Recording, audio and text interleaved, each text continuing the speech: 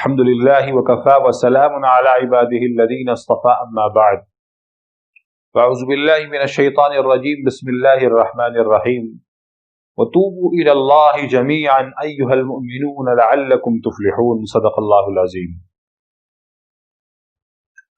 میرے محترم اور مکرم معزز مسلمان بھائیوں اور ماں اور بہنوں، اللہ نے جو ہمیں زندگی عطا فرمائی ہے، یہ زندگی ہمارے لیے ایک ادھار زندگی ہے، بہت قیمتی، بہت مختصر سی زندگی ہے۔ یہ ایک امتحان کی جگہ پر ہم دنیا میں زندگی بسر کر رہے ہیں، ہم یہاں آخرت کی تیاری کے لیے آئے ہیں۔ اللہ نے ہم سب کو اپنی عبادت و بندگی کے لیے پیدا فرمایا ہے۔ الدنیا مزرعۃ الآخرہ، یہ دنیا آخرت کی کھیتی ہے۔ ان الدنیا خلقت لکم وانکم خلقتم للآخرہ، کہ تم آخرت کے لیے پیدا کیے گئے ہو اور دنیا کو تمہارے لیے پیدا کیا گیا ہے۔ ہم سب کو اللہ کو حاضر و ناظر سمجھ کر شریعت و سنت کے مطابق، رسول اللہ صلی اللہ علیہ وسلم کے طریقے اور تربیت کے مطابق، آپ کی ہدایت اور آپ کی اسوہ حسنہ کے مطابق اپنی زندگی کو گزارنا چاہیے۔ ہم دنیا کے اندر کس بے راہ روی کا شکار ہو گئے، ہمیں کچھ پتا نہیں، ہمارا منصب کیا ہے، ہماری دنیا میں آنے کا غرض کیا ہے، ہمارا آنے کا مقصد کیا ہے، مقصد زندگی کیا ہے، حیات زندگی کیا ہے ہماری، مطلب کچھ پتا نہیں چل رہا ہے ہمیں، بس دنیا کی دوڑ میں بے مزہ گناہ کر رہے ہیں۔ ہم گناہ بے لذتوں میں ملوث ہیں۔ ہم ایسے گناہ کر لیتے ہیں کہ جن گناہ میں انسان کو کوئی لذت بھی نہیں آتی، گناہ کر لیا، لذت ختم ہو گئی، لیکن گناہ سر پر باقی رہ جاتا ہے۔ انسان زنا کر لیتا ہے، کچھ بھی گناہ کر لے، گناہ کر کے چند منٹوں کا گناہ ہوتا ہے، گناہ کر کے بات ختم ہو گئی، وہ بھول جاتا ہے، لیکن یہی گناہ اس کو گھسیٹ کر جہنم کی طرف لے جائے۔ اس لیے قرآن نے فرمایا وَتُوبُوا إِلَى اللَّهِ جَمِيعًا أَيُّهَا الْمُؤْمِنُونَ، کہ تم سب مل کر اے ایمان والو اللہ سے توبہ کر لو۔ کیوں؟ لعلکم تفلحون، تاکہ تم کامیاب ہو جاؤ۔ اور کامیابی اصل دنیا کی کامیابی نہیں ہے، مرسیڈیز آ جائے یہ کامیابی نہیں ہے، میں گھوڑے بنگلوں کا مالک بن جاؤں، دھن دولت کا مالک بن جاؤں، یہ کامیابی نہیں ہے، میرے پاس کرسی آ جائے یہ کامیابی نہیں ہے، میں پولیٹکس کا بہت بڑا عہدیدار بن جاؤں، یہ کامیابی نہیں ہے، یا میں سارے علاقے کا سارے زمانے کا مالک بن جاؤں، یہ کامیابی نہیں ہے۔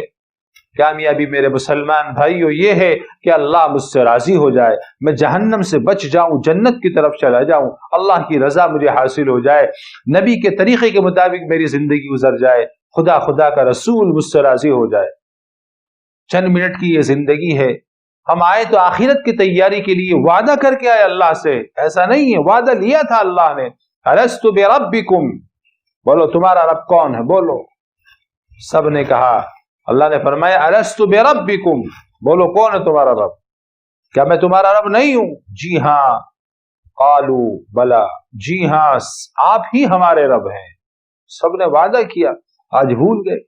مسلمان کتنا بے غیرت ہو گیا، کتنا غافل بن گیا، اسے کوئی دھیان نہیں ہے، کیا صداقت، کیا امانت، کیا دیانت، کیا حق، کیا باطل، کچھ نہیں پتا اس کو۔ جھوٹ، کذب، عناد، بغض، عداوت، تکبر، عجب، کبر، سارے گناہوں میں مسلمان ملوث ہے۔ جس کی مسلمانی کو دیکھ کر غیر مسلم ایمان لایا کرتے تھے، آج اسی مسلمان کی ایسی بد تہذیب والی مسلمانی زندگی پر آج مسلمان تو مسلمان، جانور بھی لعنت کر رہا ہے۔ اس لیے میرے پیارو عزیزو، ہم سب کو اپنی زندگی کو سمجھنا چاہیے کہ ہم ایک ایسے مسلمان بن کر زندگی گزاریں۔ ہم تو اتنی دور نہیں نکلے ہوئے۔ میں ابھی قریب کے زمانے کی ایک بات بتاتا ہوں، ابھی چند مہینے پہلے، چند دن پہلے، ایک نوجوان مسلم لڑکی نے جو فلمی دنیا میں کام کرتی تھی، اس نے اللہ سے توبہ کی۔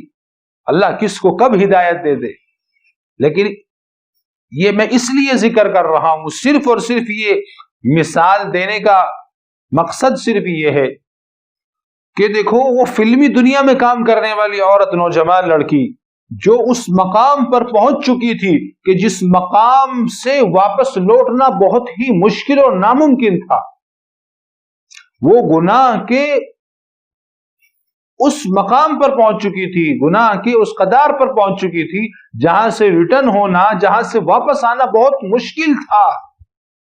یوں کہو کہ گناہوں کی دلدل میں پھنس چکی تھی.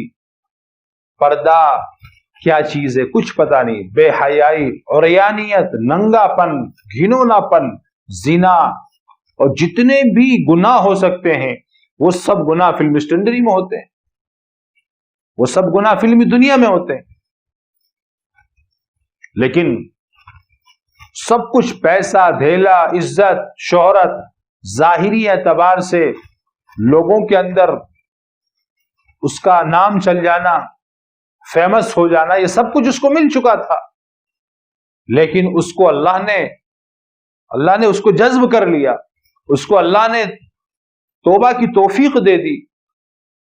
علماء کے بیان سنے، اس نے قرآن کا پیغام پڑھا، اور جب قرآن کا پیغام پڑھا اللہ نے اس کو ہدایت دے دی، اس کے دل میں بات اتار دی.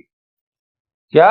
الف لام میم ذالک الکتاب لا ریب فیہ، یہ کتاب ہدایت ہے، یہ کتاب ہدایت کے لیے دی گئی ہے. یہ کتاب طاق میں سجا کر رکھنے کے لیے نہیں دی گئی، یا بچی کو خالی جہیز میں دینے کے لیے نہیں دی گئی، یا مردے پر تلاوت خانی کے لیے نہیں دی گئی. یہ کتاب ہدایت ہے پوری زندگی کے لیے، ہمارے لیے اس کے اندر گائیڈ لائنز ہیں، پوری زندگی گزارنے کا طریقہ موجود ہے. اللہ نے اس کو توفیق دے دی، چنانچہ اس نے توبہ کی، اور سارے زمانے میں اس کا حلہ کٹ گیا. لوگوں نے اس کو تانے دیے، دیکھ لیں گے کتنے دن کی توبہ ہے، دیکھ لیں گے کتنے دن رکے گی، دیکھ لیں گے کتنے دن ٹکے گی، بہت کچھ کہا. لیکن اس نے اپنے آپ کو اسکاف میں لے آئی، حجاب میں لے آئی، اور اللہ سے توبہ کر لی. علل اعلان کر دیا کہ میں اب بیک نہیں جاؤں گی، الٹی نہیں جاؤں گی، اب فلمی دنیا کی طرف، بالی ووڈ کی طرف اب واپس نہیں جاؤں گی. میں نے اللہ سے سچی توبہ کر لی ہے.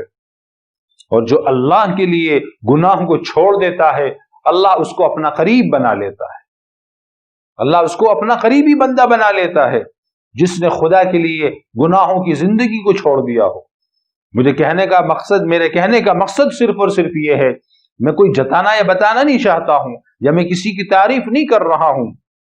ہاں، جو لوگ اللہ کے لیے گناہوں کو چھوڑے وہ واقعتاً تعریف کے قابل ہیں، وہ واقعتاً تعریف کے قابل ہیں. حضرت موسیٰ علیہ السلام نے ایک دفعہ اللہ سے معلوم کیا، یا خدا مجھے دنیا کا وہ آدمی دکھا دے جو سب سے زیادہ گنہگار اور ذلیل اور بیکار آدمی ہو. چنانچہ اللہ نے کہا کہ فلاں جگہ پر چلے جاؤ. وہاں جا کر دیکھا ایک نوجوان کو دیکھا جو اپنی جوانی میں مدہوش تھا، پاگل، بیکار تھا، اپنی زندگی اس نے برباد کر رکھی تھی، عیاشی، گنہگاری کو. کچھ دن کے بعد پھر طلب ہوئی کہ یا خدا مجھے اس دنیا میں جو سب سے اچھا بندہ ہو وہ دکھا دے. چنانچہ اللہ نے کہا کہ تم فلاں جگہ پر چلے جاؤ، سب سے اچھا بندہ ہے وہ تمہیں نظر آ جائے گا. چنانچہ حضرت موسیٰ علیہ السلام جاتے ہیں. آپ دیکھتے کیا ہیں، ارے یہ تو وہی بندہ ہے جو میں نے اب سے پہلے دیکھا تھا، جو سب سے برا تھا. کہ خدایا یہ کیا ماجرا ہے، یا اللہ یہ کیا ماجرا ہے، یہ کیسا منظر ہے، سب سے برا بھی یہی اور سب سے اچھا بھی یہی. اللہ کی طرف سے پیغام آیا، اے موسیٰ جب یہ برا تھا، جب یہ گنہگار تھا، جب یہ گناہوں میں ملوث تھا، گناہوں کی دلدل میں پھنسا ہوا تھا، اے موسیٰ اس نے مجھ سے سچی یاری کر لی ہے، اس نے مجھ سے سچی محبت کر کے سچی توبہ کی ہے، اس لیے میں نے اس کو دلدل سے نکال کر اس کو میں نے ایسی زندگی عطا فرما دی ہے، آج یہ دنیا کا سب سے بہتر انسان. اس نے توبہ کی. مسلم اداکارہ ثنا خان نے توبہ کی اللہ سے، اور فلمی دنیا کو جو ہے لبیک کہہ دیا، الوداع کہہ دیا. اور آج دیکھو اللہ کی قبولیت، دیکھو کہ اللہ نے اس کو جو ہے ایک عالم دین سے، جو ایک نوجوان نیک صالح عالم دین ہے، مولانا مفتی محمد انس صاحب، ان سے ان کا نکاح، ان کی شادی، ان کا عقد نکاح ہو چکا ہے. یہ خوش قسمتی کی بات ہے. کتنی اس شادی اس بات کو ذکر کرنے کا مقصد کیا ہے؟ آج ہمارے زمانے میں، ہمارے دور میں، ہمارے ماحول میں، ہمارے کلچر میں جو ایک بات رننگ کرتی ہے، جو ایک ماحول، ایک فضا بنا ہوا ہے کہ جی بچی کا رشتہ آ گیا، کون ہے؟ لڑکا عالم دین ہے، کون ہے؟ لڑکا چلا لگایا ہوا ہے، لڑکا 4 مہینے لگایا ہوا، کون ہے؟ چہرے پہ داڑھی ہے؟ جو کہ جی ہاں داڑھی، رشتہ منظور نہیں، لڑکی کی تو داڑھی ہے، یہ تو ملا جی سا لگتا ہے،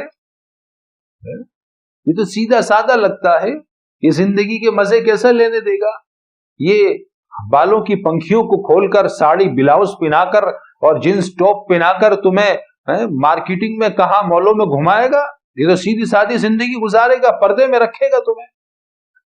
تعجب کی بات ہے، یہ چوٹ ہے ان لوگوں کے اوپر، ان بچیوں کی سوچ کے اوپر، ان ماؤں کی سوچ کے اوپر، ان باپ کی سوچ کے اوپر، ان بھائیوں کی سوچ کے اوپر جو یوں کہتے ہیں کہ باشرہ لڑکے سے، دیندار لڑکے سے، داڑھی رکھنے والے، شریعت اور سنت کے مطابق زندگی گزارنے والے لڑکے سے شادی بیاہ منگنی کرتے ہوئے ان کو عار اور ذلت سی محسوس ہوتی ہے، اور وہ اپنے رشتوں تک کو توڑ دیتے ہیں، شادی تک کو چھوڑ دیتے ہیں۔ وہ لڑکیاں جو یوں کہتی ہے کہ میں کہاں پھنس گئی، یہ ان لوگوں کے اوپر ایک چوٹ ہے، یہ ان لوگوں کو ایک جواب ہے کہ ایسی فلمی دنیا کی اداکارہ اس کے پاس کیا نہیں تھا؟ پیسہ، دھن، دولت، شہرت، خوبصورتی، سب کچھ تھا، لیکن اس نے چنا عقد نکاح کے لیے، شادی کے لیے ایک عالم دین مفتی کو چنا۔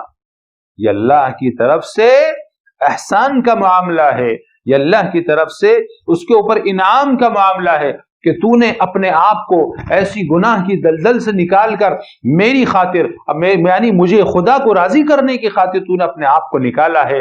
جا، میں تجھے اس کا دنیا میں پہلا انعام یہ دیتا ہوں کہ میں تیری شادی ایسے نوجوان صالح مرد سے کراتا ہوں۔ چنانچہ اکابرین علماء، جو چوٹی کے علماء کہلائے جاتے ہیں، ان کے سامنے نکاح ہوا اور شریعت و سنت کے مطابق نکاح ہوا۔ اس تذکرے کا مقصد صرف اور صرف یہ تھا کہ ہم اپنی سوچ کو بدلیں، اپنی نگاہ کے، اپنی عقل کے زاویے کو بدلیں، ہم اچھی سوچ پیدا کریں، ہم غلط سوچ پیدا نہ کریں۔ انہی ریزن اور وجہ سے ماں باپ اپنے بچوں کی داڑھیاں کٹا دیتے۔ بیٹا تو نے ابھی بچپن میں داڑھی رکھ لی، کیوں؟ ارے تیرا تو رشتہ بھی نہیں ہوگا۔ مائیں پیچھے پڑ جاتی ہیں ہاتھ دھو کر۔ لعنت ہے ایسی زندگی کے اوپر کہ جس کی ماں اس کو بددین بنانے پر مجبور کر دیتی، جس کا باپ اس کو بددین بنانے پر مجبور کر دیتا ہے۔ کہ یہی مسلمانی ہے؟ کہ یہی ایمان ہے؟ کیا یہی عشق رسول ہے؟ جھوٹ کہتے ہو مسلمانوں، یہ عشق رسول نہیں ہے، یہ عشق رسول نہیں ہے، یہ دنیاوی عشق ہے، تمہیں صرف دنیا سے پیار ہے، جو کہ نہیں ہونا چاہیے تھا۔ پہلے ہم مسلمان ہیں، بعد میں ہیں ہم جو بھی کچھ ہیں۔ اللہ ہم سب کو عمل کی توفیق عطا فرمائے۔ وما علینا الا البلاغ۔